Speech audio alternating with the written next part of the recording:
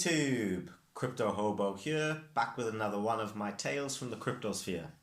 And today we're going to take another midweek look at the macro markets and see again how that kind of ties into the price action of cryptocurrency and where we seem to be going heading into this weekend. If that sounds good to you, stay tuned, let's get at it. Okay, so I guess the first real major news since my last video is the developments with Elon Musk seeming set to have his bid accepted to take over Twitter. And whilst this is super big news, I think this is probably extensively reported elsewhere, and it's something you've probably heard a lot about, anyway, so I'm not going to delve into that too much here. I'm going to fly through a few different articles because I want to go through stocks and bonds and gold and all of the rest of it. So we're going to try and press on from that and maybe give an update in a future video towards the end of the week or something as to what actually happens with Elon and Twitter. But as an aside to the Twitter and Elon developments, more than $125 billion, which is about 99 or 100 billion pounds, was wiped off the stock market value of Tesla overnight, amid concerns that Elon Musk may have to sell down his stake in Tesla in order to fund the takeover of Twitter. So Tesla shares tumbled 12.2% on the Nasdaq, with investors kind of spooked that he's going to have to sell off part of his stock to pay for the cash portion of the $44 billion or $35 million mega deal for Twitter. Because basically he's personally pledged to pump in $21 billion or $17 billion of cash to help finance the deal. But obviously this leaves questions as to where the rest of the shortfall is going to come.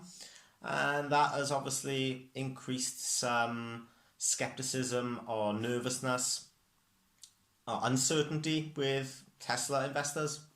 So in terms of stocks, the Google parent company Alphabet reported on Tuesday that it missed its first quarterly revenue projections since the pandemic started.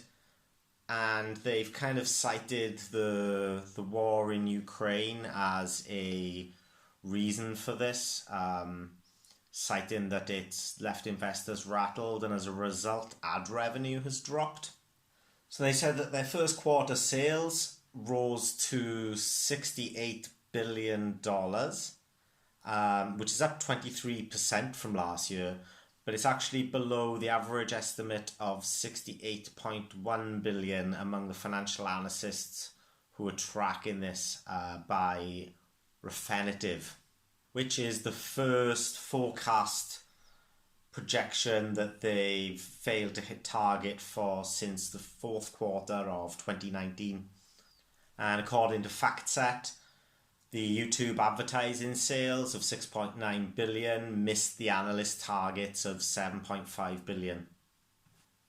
Swiss bank Credit Suisse has posted another loss, and they are citing basically millions of pounds in legal costs, which is to do with a string of scandals involving Credit Suisse. And this has fed into another quarterly loss, which has been announced this week. This is a big week for reporting in stocks and things for quarterly earnings, just in case you're not aware, and that's why a lot of these stories seem to come out together. And Credit Suisse have been engulfed by a lot of sudden board departures and massive losses, and this has been as a result of their involvement in something called the Greensill Capital debacle. And this has resulted in them having to spend just over 700 million Swiss francs, which is about 570 million pounds, on hiring lawyers in order to fight this case. The result of this is that Credit Suisse has now posted 4 losses out of the last 6 quarters, and it's a sign that ongoing legal costs related to these crises are basically leaving Credit Suisse behind its rivals. To compare this to last year, Credit Suisse only spent around 4 million Swiss francs, or about 3 million pounds, on legal fees. This really underlines the extent to which they're just hemorrhaging money and capital at the moment. And in stark contrast to this, one of their very close competitors and fellow Swiss bank, UBS, which is also the world's biggest wealth manager, yesterday registered its best profits in 15 years. Sticking with the Nasdaq growth stocks, Microsoft has helped basically prop up the market and give investors a little bit of encouragement in these somewhat tumultuous times by actually reporting better than expected earnings for its fiscal third quarter ending March 31st. Now, although the trading session on April 26 was kind of choppy, the stock actually ended after hours in the green and consequently rose by 5% on the daily. Now, Microsoft have expressed some concerns with the seemingly pending lockdown in China extending to Beijing as well as Shanghai. We've seen already in recent times there have been lockdowns in Xi'an, Shenzhen has been really badly hit, and Guangzhou, I believe. And, Beijing and Shanghai are the business and financial hubs of China. Guangzhou is like the manufacturing hub of China. And Shenzhen is basically the Silicon Valley of China. So whilst we don't always take this into consideration, we really should be acutely aware, especially at the moment, the way things are macroeconomically, just how massive an impact China has across the board, and what happens there affects us all. The best performing aspect of Microsoft business was actually the cloud segment, and this was up 26%, well ahead of the company's previous guidelines, well ahead of Wall Street expectations. And so this is kind of very much carrying Microsoft and keeping it in the green. In terms of direct impacts from the conflict in Ukraine, Microsoft claims that the sales in Russia actually only account for about 1% of their total revenue. So whilst this conflict may not be having a massively direct effect, it's more all of these indirect effects with supply chains and logistics and things like that, which are really, we can see that this is really impacting companies in all sorts of different ways. Moving on to Spotify, they've reported quarterly revenues that beat analyst estimates also, on higher advertising income and more people subscribing to its premium service.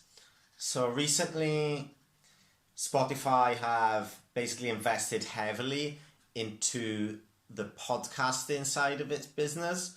I think it's invested over $1 billion in acquiring shows such like the Joe Rogan Experience and stuff like this, which has come with mixed success and a little bit of controversy.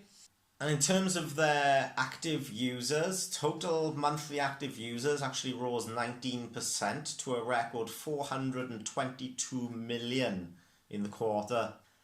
And this has led to the Swedish company posting a 24% increase in revenue to 2.66 billion euros in the first quarter, whereas analysts on average had expected a revenue of around 2.62 billion, and this is according to IBES data from Refinitiv again. Moving to the UK in the FTSE 100, we mentioned in a previous video, in last week's video actually, on the macro midweek roundup, that the FTSE 100 was slumping kind of in line with the Nasdaq and Dow Jones and the S&P at that time. And I did mention that the FTSE 100 is kind of the blue chip equivalent stock market index in the UK. Now, sales volume had slumped from a balance of +9 in March to down like -35, according to the latest CBI monthly distributive trade survey. Analysts had expected a fall, but only to about -5. And this is the first fall in retail sales volume in about 13 months. Now, sales are expected to remain below the seasonal norms in May, but to a lesser extent in comparison to April. So maybe we're starting to see a little bit of bounce back there. Internet sale volumes have continued to fall in the year through to April, but at a slower pace than in March. Reducing from -46% to about -36%. And this marks the third consecutive monthly drop. But internet sales are expected to decline at a modest pace next month. And so this is kind of to be expected also. I suppose the weather's getting warmer, spring is coming. I don't really know, people spend more time outside and doing things and prioritize spending on holidays and things like this, but then many people use the internet as their primary retail option these days, so whether that has an intrinsic effect, it's difficult to kind of say, I think. Moving on to commodities, and in particular the metal markets. Metal markets have considerably been fairly subdued on opening on Wednesday morning, with gold, silver, palladium and platinum all down really as the US dollar continues to strengthen, and the USD is actually at almost a sort of 25-month high. And also, this has been further buoyed by China announcing it will be upping its infrastructure spending in an attempt to counter demand worries. And we can see that this has put a bit of a halt on the recent rally in the commodities markets.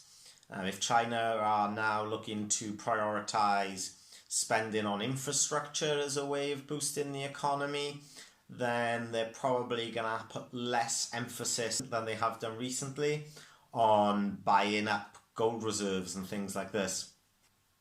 And we have seen gold in particular make a fairly strong rally over the last 12 months or so, reaching $2,000 before a bit of a retracement. And since then, gold has kind of consolidated above $1,900 and has kind of been crabbing along from that. And what we're likely to see is that this is kind of an easing off and a rebalancing somewhat. I mean, like, nothing can keep going up in a straight line forever, and everything is almost like kind of on a seesaw. If the US dollar is performing strong, then it's likely on the other side of that tipping scale that has an impact of some relief for the price of purchasing pressure on commodities.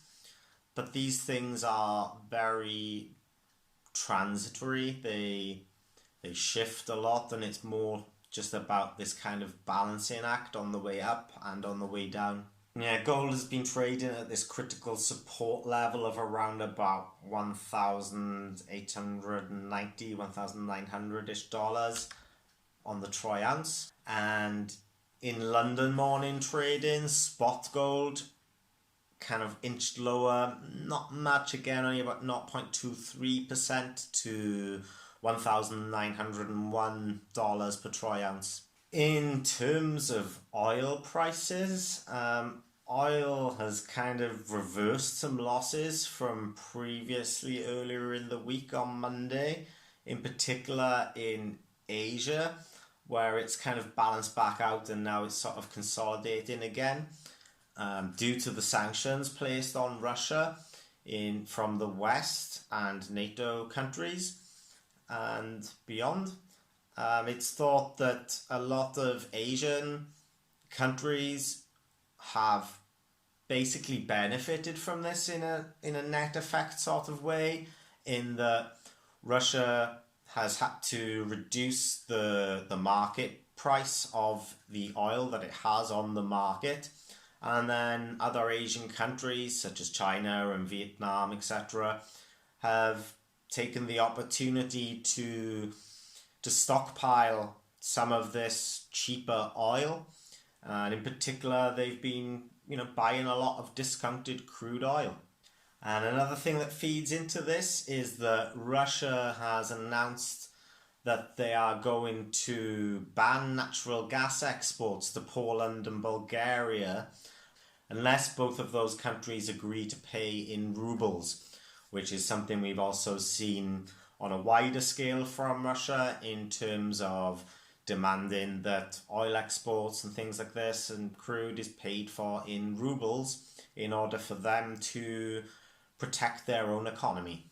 Brent crude oil rose by 2.8% to a US dollar value of about 101 US dollars. And there was about like a 1% gain on the Asian markets in early trading, but this has since kind of leveled back off again to be almost unchanged and comparable to the New York close. And I think whilst the conflict in Ukraine continues, we're probably going to see a lot more sort of political posturing and a lot of countries doing what they can to protect themselves in the short term, the medium term and the long term. They're going to be looking to solve supply chain issues. You would hope that they will be looking to try and mitigate inflation in the short term to protect their own citizens. But also everybody now needs to have one eye on the long term in terms of the overall impact this conflict is going to have on the socio-political and geopolitical landscapes, and how it's going to shape the global economy, and how each country needs to position itself in order to adequately protect itself and its citizens from the fallout from all of this as best as they can. And one indicator of this kind of repositioning and rebalancing actually comes out of Nepal, and imports of gold and silver had actually been halted previously due to declining foreign exchange reserves, and these have now been reopened. The banks had stopped the import of gold and silver on the informal instruction of the Nepali Rastra Bank, but the Ministry of Industry, Commerce and Supplies did not include gold and silver in the last list of imports of restricted goods and items. So the banks have started opening their letters of credit for gold and silver imports from Wednesday this week. There are still around 10 items still on this list of banned imports into Nepal, and these include items such as colour televisions, which are above 32 inches in size, jeeps, cars and vans, motorcycles which have a capacity of more than 250cc, mobile phones, liquor, cigarettes, tobacco imports, diamonds, and all sorts of kind of different toys and playing cards and this kind of thing, which I think is kind of interesting to mention for a macro perspective, because I don't think Nepal is somewhere that many of us often look to for economic news, and maybe we're not as educated or as informed about developments and occurrences in Nepal as we are about other aspects of the world. But I want to try and be as inclusive as possible. And so when news comes out like this from a surprising outlet or source, I will always try and do my best to give it due consideration. Ultimately, this can only really serve to broaden all of our knowledge basis and predicates, which is a fundamental aspect of making prudent financial decisions. Moving on to inflation, our seemingly favourite topic at the moment, because it's so important and so ingrained in everything else that's going on. Starting in the USA, there's been a survey conducted by the National Federation of Independent Businesses, and the results of this survey hint at financial obstacles facing American households as businesses pass along the cost of inflation to consumers.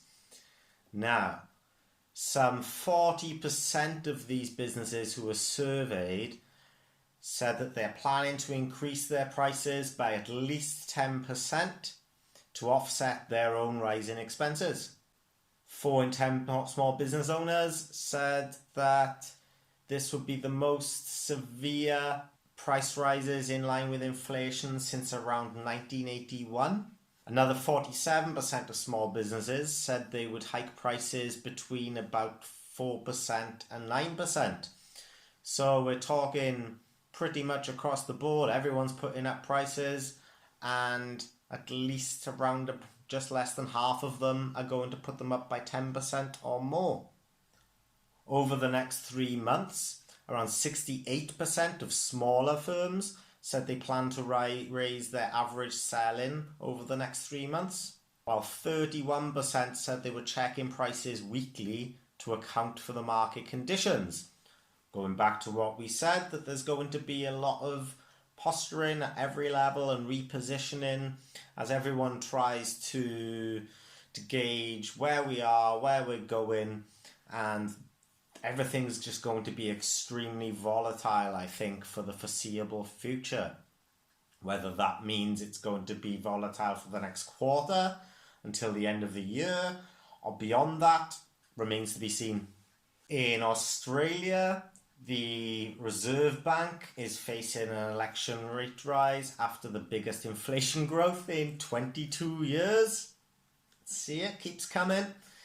And the biggest increase in consumer prices since 2000 is expected to force the Reserve Bank of Australia into an interest rate hike. And this is just days out from their federal election on May the 21st. Bringing the debate over the cost of living back into the centerfold of the campaign, just as things are reaching that critical stage. The data from the Australian Bureau of Statistics that came out on Wednesday this week showed inflation rising by 5.1% over the past year, and this is more than twice the rate of wages growth after a 2.1% spike through the first 3 months of the year.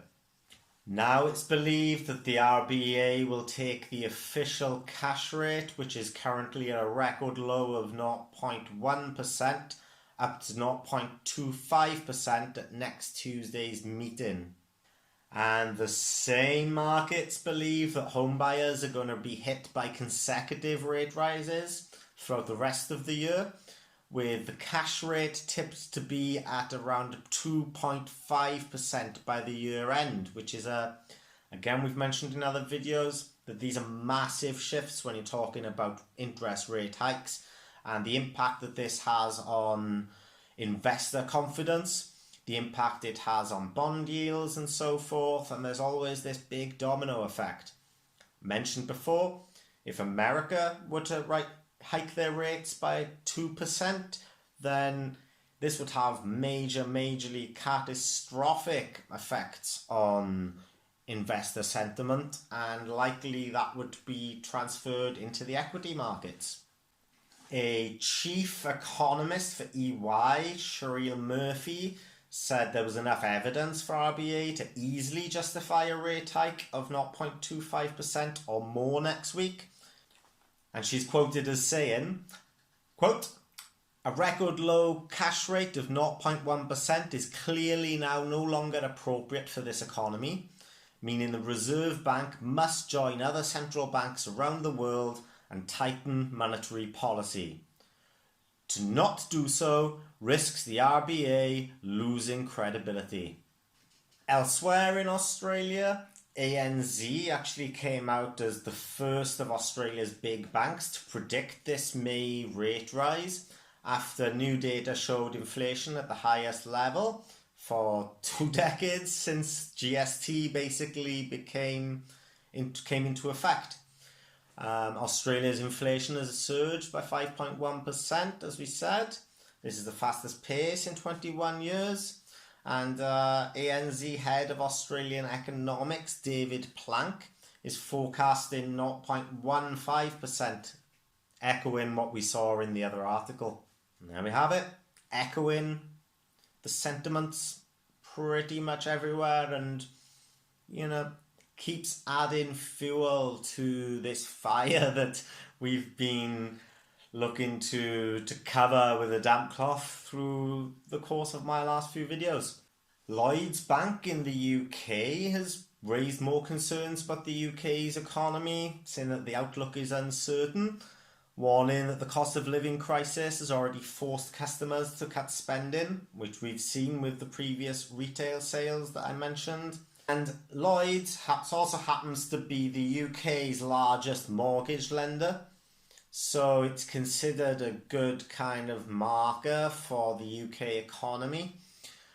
And whilst it doesn't have direct exposure, again, to Russia, the war in Ukraine was affecting customers through things like higher energy, higher commodity prices, and supply chain disruption. The Chief Financial Officer, CFO, William Chalmers, says the bank's already seen customers start to count their pennies, citing the cancelling of about 1.2 million gym memberships and video streaming contracts over the past 6 months, with inflation soaring to 7% in the UK in March. And again, it is likely that this 7% is a CPI quoted figure, and in my previous video we've also covered how this figure is likely massively underestimating or undercalculating the actual real individual rates of inflation that the vast majority of the working classes and middle classes are actually experiencing in reality. Moving to Asia, with regards to India, the International Monetary Fund, the IMF, has said that action needs to be taken in order to combat the surge in price of products such as vegetable oil in direct response to supply chain issues and things like that, again coming from this conflict in Ukraine. They've cited the need to support vulnerable households and to put a focus on infrastructure investment during the current situation, because again inflation's gone up from spillovers from this conflict. And they also said that well communicated monetary policy actions are required to check the structural weaknesses. Anne-Marie Guild-Wolf, the acting director of the IMF's Asia and Pacific department, said that the reason why inflation has gone up is really the spillovers from the war in Ukraine, where India is particularly dependent on oil and commodity imports. She further went on to state that, quote, "To enhance India's growth potential, it's important to address structural weaknesses of the Indian economy that provides bottlenecks to achieving longer-lasting growth. These bottlenecks are in the labour market, the land market, better educational outcomes, and very much also getting higher share of females into the labour force.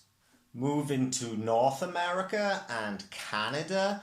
Unfortunately, Canada seems to be on this kind of little run of producing a lot of FUD, as we saw recently in my previous video with the Bank of Canada stating that they ran a study which claimed that cryptocurrency investors were not particularly financially literate, and despite having high education and despite having high salary positions and things like this.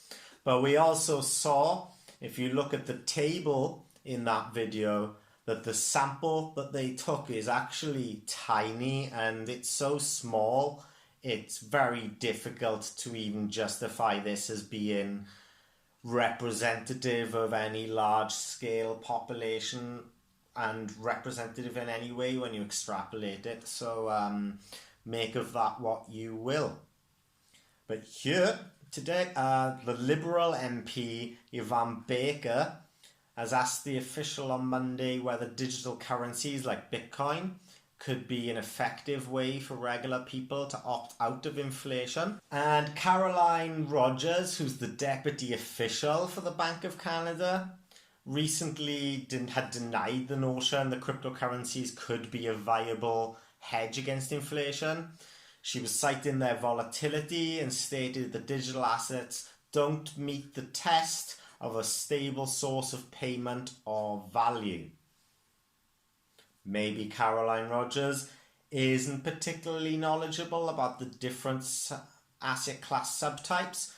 We can only speculate on what makes her say these things, because it certainly doesn't really come from a place of fundamental knowledge.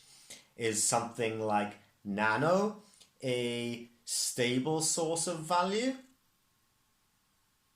Because I would argue that maybe SafeMoon isn't, but SafeMoon or Bitcoin or Ethereum or any one other single digital asset in any single asset class subtype is not particularly representative of the use cases and how appropriate and how successful any given cryptocurrency protocol is at fulfilling that use case. What about stablecoins? Stablecoins are pegged to a fiat currency. They are a digital asset. Do they meet the test of a stable source of payment or value? Because if there were a Canadian dollar stablecoin, that would be a digital asset. And if you are going to say that that is not meeting the criteria or the test of a stable source of payment or value, then you are also undermining your own fiat currency by virtue of default. Which makes me feel that this is just more FUD, really, by the Bank of Canada. And we have to ask what their motives are there, given it's coming from a backdrop of Trudeau being unable, as try as he might, to prevent people from making donations to the Freedom Trucker campaign in cryptocurrencies after they took the not quite so democratic and freedom-loving step of freezing the private financial assets of their electorate and constituents. Looking to the Middle East, another area which perhaps we do not focus on as much as we ought. Reports out of Muscat in Oman suggest the inflation rate as the consumer price index in the Sultanate of Oman increased by 3.6% in March compared to the same month in 2021. The inflation rate also increased by 0.1% from January 2022, and this is according to the data of the monthly consumer price survey issued by the National Centre for Statistics and Information. The data showed an increase in transportation costs by 6.6%, education by 5.1%, foodstuffs and non-alcoholic beverages by 4.9%, miscellaneous goods and services by 3.9%, tobacco products by 3.9%, and the health group by 2.9%.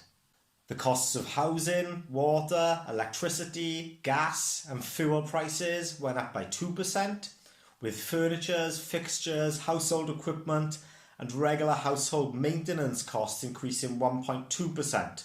Restaurants and hotel spending group increased by 1.1%. The Al Dakhiliyah Governorate witnessed the highest rate of increase in inflation at 4.5%, followed by the North Albertina Governorate at 4.4%, South and North Al-Shakuri Governorate at 4%. You will have to forgive my pronunciation. I will put this article in for view just so that you can clear up any discrepancies here. The Governorate of Muscat recorded the lowest inflation rate, and that was 2.9% during March 2022, and this is compared again to the same period in 2021. In Italy, Italian inflation is expected to be around 6.5% in 2022, with a risk of hitting 7% if price pressures continue. And this is according to Confcommercio. Brazil's inflation accelerates to 12.03% in the month through mid-April, with consumer prices rising 1.73% from March the 16th through to April the 15th, which is the fastest rise since February 2003, and rose 12.03% from a year earlier. And this is according to the Brazil Institute of Geography and Statistics, or IGBE. Whereas in Russia, Alexei Kudrin, chairman of Russia's Accounts Chamber, which is a parliamentary financial body, said that the preliminary estimates showed a base rate inflation could reach as high as 20.7% in the 2022-2023 financial year. And finally, to round up this inflation crisis aspect of today's video, we turn to Zimbabwe. Poor Zimbabweans.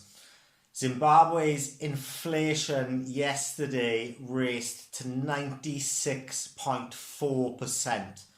This is up 72% from the previous month, and it's raised fears of a possible return to the dire hyperinflation situation that they've experienced in the recent past.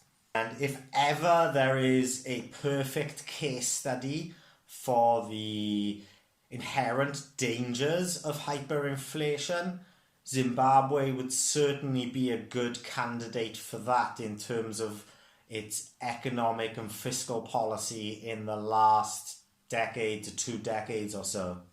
So what we're generally seeing here across the board is rampant inflation, exuberant consumer prices, a complete real loss of retail faith and spending, and very, very uncertain investor sentiment. The US dollar is currently experiencing a local high, whereas the pound sterling against the dollar has been unable to secure any sort of significant recovery from its 17-month lows, currently trading at around $1.27 to the pound sterling. And we've also seen this elsewhere, with the yen correcting also against the US dollar and losing traction, because the situation in Japan is that they're actually struggling a lot with deflation, and they're a bit of an outlier in our general thematic narrative of inflation at the moment. European currencies on the whole have remained fairly stable against the dollar, but I suspect this might change in due course as all of these Ukraine impact shocks continue to hit energy supplies in particular across Europe, with Germany obviously being one of the major European EU nation states who are very much in the front line of that impact. And indeed, the euro itself against the dollar has slidden to fresh 2-year lows at around $1.06 to the euro. This has been highlighted by Danske Bank, who say, quote, "We still favour the downside from fundamental drivers in the likes of relative terms of trade and the Fed's implicit desire to tighten financial conditions." And HSBC also point out to the Eurozone's intrinsic economic vulnerability, quote, "Until this starts to show signs of improving, it will be difficult for the Euro-USD to break out of the broad downtrend that has been firmly in place since June 2021. And this is thought that it will continue to have a detrimental impact on the performance of pound sterling against the dollar. British Finance Minister Rishi Sunak has spoke out about the importance of government actions not fueling this rise in inflation during a meeting of senior ministers on Tuesday. He's underlined the importance of not feeding in further inflation rises and emphasised, and this is pretty mind-blowing really for most of us I'm sure, that the UK is currently spending £80 billion, around about $100 billion US dollars, just servicing their debt.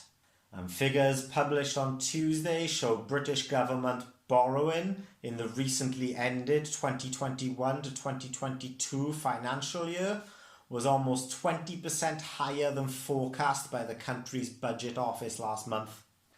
And tying into all of this, Michael Saylor's Microstrategy continues to kind of double down on their Bitcoin play.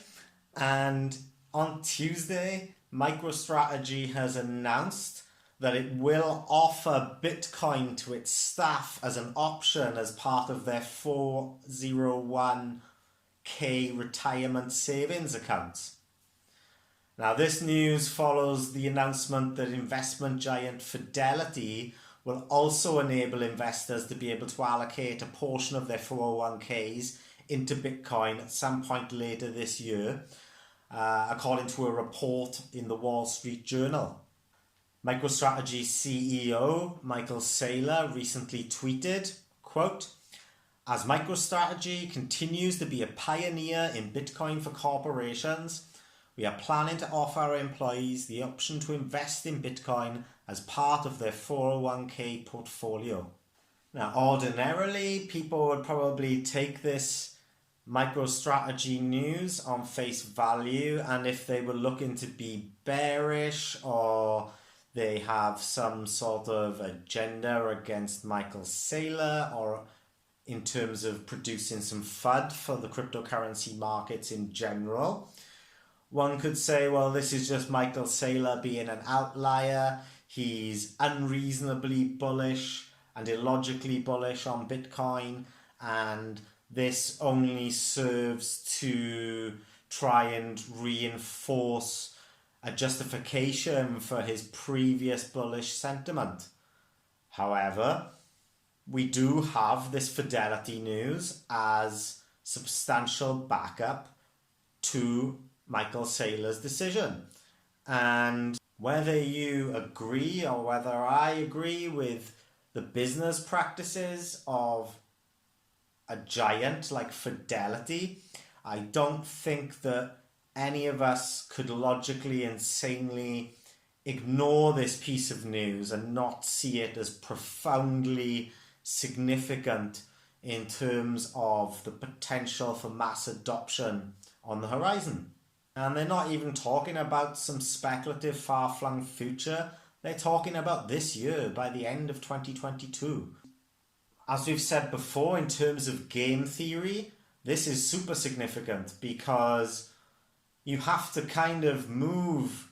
Once the first card has fallen, you have to kind of move like dominoes, because the risk is otherwise you get left behind. But Fidelity are already a giant in their market, and the last thing that any of their competitors is going to want to do is lose significant competitive edge in this market to Fidelity. So Michael Saylor is smart enough to know this, and he's seen a good opportunity to push MicroStrategy also in this direction. And of course, it's optional on both accounts. So people who appreciate this have the opportunity to invest, the freedom, the liberty to make that decision for themselves. The people who are not bullish on Bitcoin and cryptocurrencies can simply choose not to opt into this aspect of the 401k offering. This is great. This is what we want, right? We want people to have choice and self-determination. Nothing in the world is risk-free, and ultimately, as more and more regulation comes in and more of these things start happening and coming into policy, Bitcoin and cryptocurrencies and blockchain tech generally will become lower risk, one would hope, but again, not risk-free. But then a 401k isn't risk-free anyway. Gold isn't risk-free. No commodity, no equity is a perfect risk-free asset. So why not have the choice to maximize your opportunity for balancing your own individual risk-reward potential, right? So that's, in my book, awesome news. In a special bulletin published by the European Central Bank, they highlight that in most advanced economies, income and wealth inequality have increased since the early 1980s, although the available data points to diverse national trajectories. Wealth concentration and income inequality has been shown to be rising in continental Europe, but substantially less so than, for example, in the United States and the United Kingdom. Citizens have expressed concerns about the economic inequalities in context of the ECB's strategy review. And one aspect that's received less attention is how a perceived increase in inequality could affect the public trust in central banks and how this could affect the fulfillment of central banks' mandates. Now, this is an extremely lengthy bulletin, and there's not really any way that I can surmise it or TLDR it here. So I am going to put this bulletin in full in the video description below for you to access if you choose to. Generally speaking, the article specifically explores the relationship between economic inequalities and public trust in the ECB and other European institutions. So I would highly recommend and suggest that everyone reads this and tries to absorb the nuances of what it's discussing, because public trust in central banks is a predominant feature and driver in the adoption mechanisms of alternatives such as blockchain and cryptocurrencies, yeah? And if trust in central banks is something which drives your own interest in alternatives in fintech, then please do let me know in the comments. In terms of cryptocurrencies and our price action, not really much is happening still since the last video, and since before last weekend really. Bitcoin did have one rally to break the resistance at $40,000, but then the news broke about China potentially looking to lock down Beijing, and this hit the markets really hard yesterday in particular, sending kind of shockwaves and ripples across the global economies, and this had a predominant impact on the price of Bitcoin, taking us back down below 40,000 and back into the previously mentioned trading zone of $38,000 to $40,000. At the time of recording, we currently sit hovering just above $39,000. So this is kind of to be expected and not wholly remarkable in any way. And in terms of altcoins, it's going to pretty much follow the same trend. Altcoins are going to continue to bleed out for as long as Bitcoin is unable to break this 40,000 resistance with any significant momentum.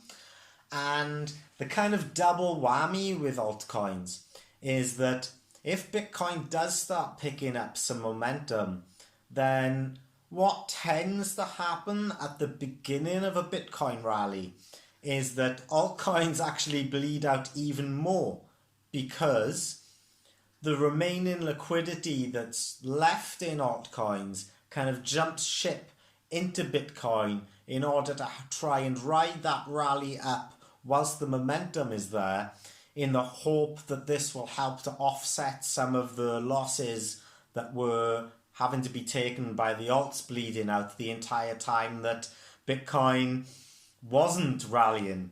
So for altcoins, you kind of have this double-edged sword where the only times that they're really going to perform particularly well is either after some significant news comes out for that specific token or coin, or if there's some specific news or developments in the asset class subtype for that protocol, or if Bitcoin has already been on a pretty big rally and then it starts to pause, to breathe and consolidate and maybe retrace a little bit. And that's when you see all of that capital flow, profits get taken on Bitcoin.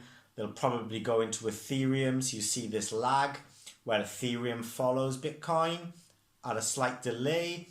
And as those profits are taken, and that capital will then eventually flow back down into the altcoin markets, starting with the higher caps and then down through the medium to low, and micro caps tend to be the last. So this is really why it's super important to understand how capital also flows through the cryptocurrency market, and to understand what is the driving mechanisms for price action for your Bitcoin, for your higher cap altcoins, for the mid-range caps, the low caps and the micro caps, because they all react differently and at different times according to what is sort of going on around them, ultimately dictated by Bitcoin, and Bitcoin is ultimately dictated by the global narrative of macroeconomics, because now that we are slowly getting there to being accepted as part of this macroeconomic sphere, and institutions and other investors are coming in, and it's not just retail driven, we're no longer isolated from the rest of this stuff. And so everything has an intrinsic impact on the cryptocurrency market. As I've mentioned in previous videos, I don't really see this changing anytime soon, unless something really significant changes on a geopolitical or socio-political or macroeconomic level. I think we're probably going to see a lot of this volatility where we get some gains and then we tumble back down, then we get some gains and then a retracement again, which is not wholly a bad thing. As I mentioned in yesterday's video, I think consolidation at these prices for such a speculative asset class is actually super bullish. To be perfectly honest, from my own personal opinion and my opinion alone, given that everything that is going on in the world, I personally feel that cryptocurrency is actually outperforming my expectations, and I would have expected, to be honest, to see the bottom of the market probably fall out by now. certainly for us to be down towards the threatening side of things at that 32,000 trader psychological resistance, if not at the round figure of 30,000, the general psychological figure. And you know from previous videos, if you've seen them, that my own personal markers for where the bottom falls out of the market is 28,000 for the trading psychological level and 25,000 for the general psychological level.